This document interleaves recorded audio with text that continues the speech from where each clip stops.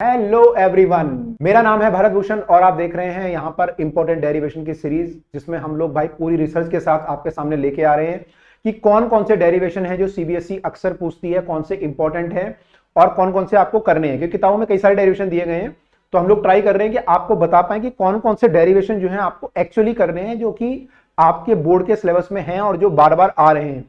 तो पूरी रिसर्च के साथ हम लोग जो है पिछले 15 साल के पेपर देखे हैं और आपको लिखा है कि कौन कौन से क्वेश्चन कब कब आए हैं, तो आपके सामने वो लेके आए हैं।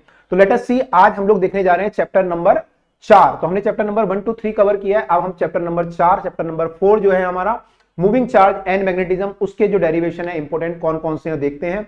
साथ में एनसीईआरटी भी देखते हुए चलेंगे कि एनसीईआरटी में वो कहां कहां दिए हुए हैं। तो let us see with the first derivation. कौन सा डेरिवेशन यहाँ पे 2-3 डेरिवेशन बहुत ही इंपॉर्टेंट है। वैसे तो इस चैप्टर में बहुत सारे डेरिवेशन की भरमार है, लेकिन कुछ डेरिवेशन बहुत ही इंपॉर्टेंट है। लेट अस सी कौन से डेरिवेशन है।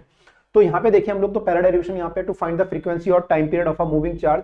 अगर कोई चार्ज जो है मैग्नेटिक फील्ड में घूमता है तो उसका फ्रीक्वेंसी और टाइम पीरियड या वेलोसिटी वगैरह आपको निकालनी है, तो कैसे हम लोग निकालते हैं। इससे रिलेटेड एक और डेरिवेशन है, ये सीबीएसई 2014 में पूछा गया। एक और डेरिवेशन है कि फाइंड द रेडियस। अगर हम रेडियस निकालें तो वो कैसे हम लोग निकालेंगे। तो ये निकालने के लिए अगर आप देखेंगे तो आपको पता होगा, यहाँ पे हम लोग लॉरेंज फोर्स QVB को बराबर करते हैं mv²/r, centripetal force equal to Lorentz force करते हैं। तो ये डेरिवेशन कहां पे दिया गया देखिए, अगर हम एनसीईआरटी में देखेंगे तो ये आप देखेंगे पेज नंबर कितना है, ये पेज नंबर जो है ये 112। तो यहां पे आप देखेंगे तो यहां पे आपको डेरिवेशन दिया गया है, दोनों ही जो है रेडियस निकाली गई है और फिर फ्रीक्वेंसी, और फिर आप वहां से टाइम पीरियड वगैरह भी निकाल सकते हैं। तो वो सब यहाँ पे ओमेगा निकाला है, फिर टाइम पीरियड इक्वल टू 2π/ω, वहां से हम लोग ये सब निकाल सकते हैं। तो ये डेरिवेशन आपको दिया गया है, बहुत ही सिंपल डेरिवेशन है, आराम से आप लोग कर सकते हैं। तो सर्कुलर पाथ में जब वो घूमेगा तो क्या होगा। अगला डेरिवेशन जो है वो इससे रिलेटेड है, अभी हम देखते हैं डेरिवेशन क्या है वो। अगला डेरिवेशन है आपका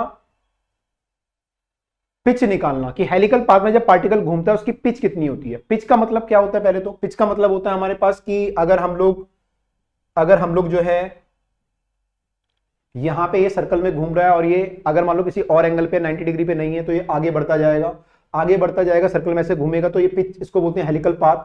और दो सर्कल के बीच की जो दूरी होती है उसको बोलते हैं पिच।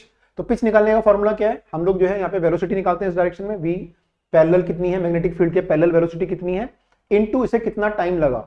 तो डिस्टेंस होता है वेलोसिटी इनटू टाइम, तो मैग्नेटिक फील्ड के अलोंग वेलोसिटी कितनी है into time period. Time period हम लोग सर्कल से निकालते हैं, तो टाइम पीरियड हम निकाल के फिर मल्टीप्लाई करते हैं। तो यहाँ पे डेरिवेशन पूरा दिया गया, देखिए अगर आप थोड़ा सा नीचे, इसी के नीचे देखिए, यहाँ पे ये देखिए ये पिच दिया हुआ, velocity in parallel direction into time period. Time period already हम लोग निकाल चुके हैं, तो वहां से हम लोग जो है पिच निकाल सकते हैं कि आपके पाथ की पिच कितनी होगी। तो ये डेरिवेशन हमारे सामने हुआ, 3 डेरिवेशन हम लोग देख चुके हैं।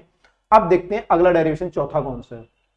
तो चौथा डेरिवेशन है magnetic field at the centre of a circular loop. एक लूप के सेंटर पे मैग्नेटिक फील्ड कितना होगा, या फिर लूप के एक्सिस पे, कि अगर आपका लूप है मान लीजिए, तो लूप के एक्सिस पे फील्ड कितना होगा। तो इन जनरल डेरिवेशन ये है कि एक्सिस, एक्स डिस्टेंस पे कितना होगा, और अगर आप एक्स को 0 पुट कर देंगे तो सेंटर पे कितना होगा।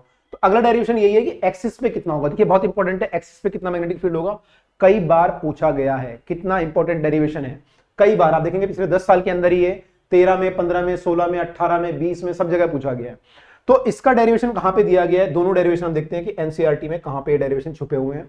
तो आप देखेंगे एनसीईआरटी में अगर आप जाएंगे यहाँ पे, तो ये देखिए पहले तो बायट-सैवर्ट लॉ है, फिर उसके बारे में बताया गया है, उसके फिर क्वेश्चंस हैं, और यहाँ पे जो है ये देखिएगा आप, ये लूप बना के इसके एक्सिस, एक्स डिस्टेंस पे मैग्नेटिक फील्ड निकाला गया कंपोनेंट बना के और इंटीग्रेट करके डीबी निकाला गया, डीबी को फिर इंटीग्रेट किया गया थीटा वगैरह निकाल के, और ये आपकी वैल्यू आई है on the axis at distance x. तो ये वैल्यू हमारी आती है, जो यहाँ पे वैल्यू आ रखी है। उसके बाद हम लोग अगर x को 0 पुट कर दें, अगर हम x को यहाँ पे 0 पुट कर दें, तो हमारी वैल्यू फिर ये आ जाती है b = μ0I/2r। तो ये सेंटर पे हो गया कि सेंटर पे हमारी वैल्यू कितनी होगी। तो हमने एक्सिस पे निकाल लिया, हमने सेंटर पे भी निकाल लिया। कुछ किताबों में ये जो डेरिवेशन दिया गया है, इसको डायरेक्ट जो है बायट-सैवर्ट लॉ का यूज किया गया है। वहां पे एक एलिमेंट मान लिया है, मतलब उन्होंने ऐसे मान लिया कि एक पूरा लूप है, ये पूरा लूप है और लूप का एक एलिमेंट मान लिया है, उसके द्वारा यहाँ पे फील्ड निकाला गया है। तो इसको एक स्ट्रेट वायर मान के उसका फील्ड निकाला गया, फिर पूरा इंटीग्रेट किया गया, उससे आंसर μ0I/2r निकाला गया है। वो भी करेक्ट है, वो भी आप कर सकते हो, लेकिन एनसीईआरटी फॉलो करोगे तो ज्यादा बेटर है। ठीक है, वैसे एक्सिस वाला ज्यादा आ रहा है, तो एक्सिस वाला तो आपको करना ही है, राइट। अब देखते हैं अगला डेरिवेशन हमारे सामने क्या है। तो अगला डेरिवेशन हमारे सामने है बच्चों, magnetic field due to straight wire of radius R at distance R less than A and more than A. मतलब कि अगर कोई वायर है और इसमें करंट फ्लो कर रहा है तो इसके अंदर फील्ड यहाँ पे आर डिस्टेंस पे कितना होगा और बाहर निकालोगे तो यहाँ पे कितना होगा। तो यहाँ पे फील्ड निकालने के लिए हम लोग क्या यूज करते हैं, using ampere circuital law. Ampere circuital law का यूज करके हम लोग निकालते हैं यहाँ पे। तो म्यू नॉट आई जो होता है इसका जो ये जो वैल्यू आती है integration of B dot dl से आती है। तो यहाँ पे हम क्या करते हैं, बी डॉट डीएल निकालना तो आसान होता है। बी डॉट डीएल आपका जो होता है बी इंटू डीएल का पूरा पाथ लोगे सर्कुलर पाथ तो 2 पाई आर आ जाएगा, वो तो सही है, दोनों में 2 पाई आर आ जाएगा, यहाँ पे 2 पाई इंटू आर, यहाँ पे 2 पाई इंटू ये वाला आर।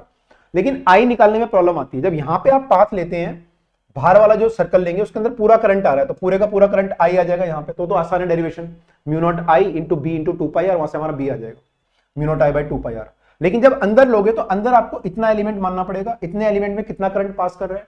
तो वहां पे हम यूनिटी मेथड यूज करते हैं कि पूरा जो करंट है आई वो पाई आर स्क्वायर एरिया में पास कर रहा है। तो एक में जो करंट पास कर रहा होगा 1 मीटर स्क्वायर में वो आई बाई पाई आर स्क्वायर होगा। तो इतने में कितना कर रहा होगा, है ना, आप समझ रहे। अगर ये रेडियस मान लीजिए आर है तो जो करंट पर यूनिट एरिया है, करंट डेंसिटी है, वो जे हो जाएगा हमारा आई बाई पाई आर स्क्वायर। और फिर इसका एरिया ले लेंगे इंटू पाई आर स्क्वायर, उससे मल्टीप्लाई करेंगे तो यहाँ पर करंट आ जाएगा। वो वैल्यू हम यहाँ पे पुट करेंगे और वहां से फिर आंसर आएगा। डेरिवेशन आपको देखना है। तो ये एनसीईआरटी में कहां पे दिया हुआ है, तो एनसीईआरटी में बायोट-सैवर्ट लॉ अगर आप देखेंगे उसके नीचे जो है एम्पियर सर्किट लॉ की बात की गई है और वहां पे जो है ये डेरिवेशन देखिए, आप देखेंगे यहाँ पे, ये देखिए इस क्वेश्चन की फॉर्म में ये डेरिवेशन पूरा किया गया है, यहाँ पे इस क्वेश्चन की फॉर्म में दिया गया है। तो ये दोनों वैल्यू निकाली गई है कि आउटसाइड क्या होगा, सिंपल डेरिवेशन जो है mu naught I by 2 pi r, और जब हम यूनिटी मेथड लगा के करंट निकालेंगे फिर जो है इनसाइड मैग्नेटिक फील्ड कितना होगा। तो ये डेरिवेशन भी वहां पे दिया गया है। सब लोग डेरिवेशन भाई ध्यान से कर लेना, इजी डेरिवेशन है, नंबर कटने नहीं चाहिए। अब देखते हैं यहाँ पे और कौन सा डेरिवेशन हमारे सामने है। To find the magnetic field solenoid using the Ampere circuit law, Ampere circuit law के द्वारा मैग्नेटिक फील्ड निकालना सॉलिनॉइड में, वो भी यहाँ पे दिया गया है। अगर आप देखेंगे इसके नीचे थोड़ा सा मेहनत करेंगे तो थोड़ा सा नीचे जाएंगे तो यहाँ पे दिया गया, देखो ये लूप बनाते हैं हम लोग, ये हम लोग सॉलिनॉइड मानते हैं, सॉलिनॉइड में हम एक लूप बनाते हैं और लूप में हम लोग एम्पियर सर्किट लॉ लगाते हैं और फिर यहाँ पे डेरिवेशन होके ये वैल्यू आती है म्यू नॉट एन आई की वैल्यू जो आती है। तो ये पूरा यहाँ पे पूरा बताया गया है कैसे कैसे हम लोग लूप लेते हैं, कहाँ पे वैल्यू 0 होगी, कहाँ पे परपेंडिकुलर होगा फील्ड।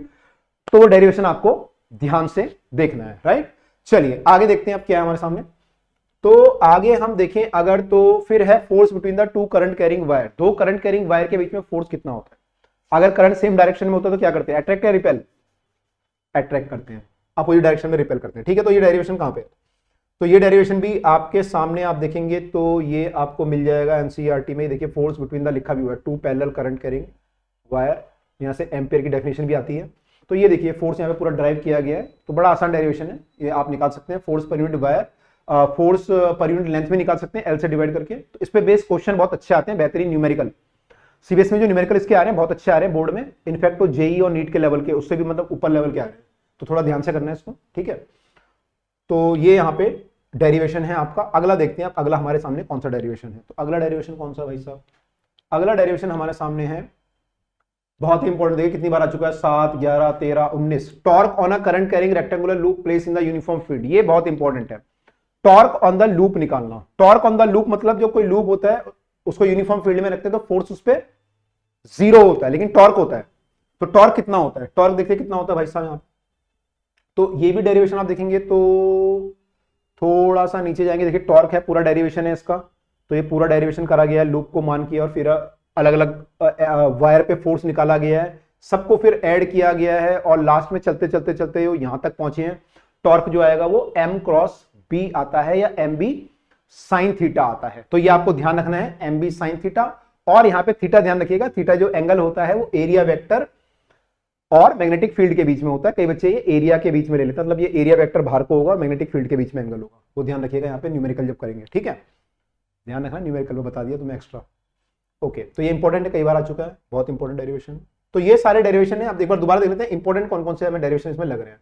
तो देखिए जो डेरिवेशन कई बार आए हैं, आप देखेंगे 2 डेरिवेशन यहाँ पे हमें कई बार आते हुए दिखे। जैसे ये वाला डेरिवेशन था, एक तो एक्सिस पे, ये वाला जो है, तो ये इंपॉर्टेंट है कि एक्सिस पे कितना होगा, और दूसरा जो है ये अभी जो हमने पढ़ा टॉर्क वाला, ये इंपॉर्टेंट है। तो 2 डेरिवेशन तो बहुत ही इंपॉर्टेंट है।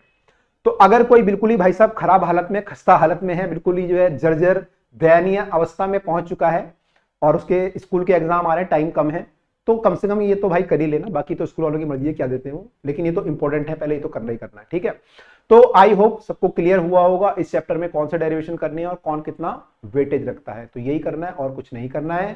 तो ऐसे ही हमारे साथ हर चैप्टर में बढ़ते रहिएगा ताकि आपको पता चलता रहे क्या करना है, कितना करना है। तो मिलते हैं आपसे अब अगले चैप्टर में, चैप्टर नंबर 5 में। उसमें देखेंगे कौन कौन से इंपॉर्टेंट डेरिवेशन वहां पर होते हैं। तो मिलते हैं अगली वीडियो में, टिल देन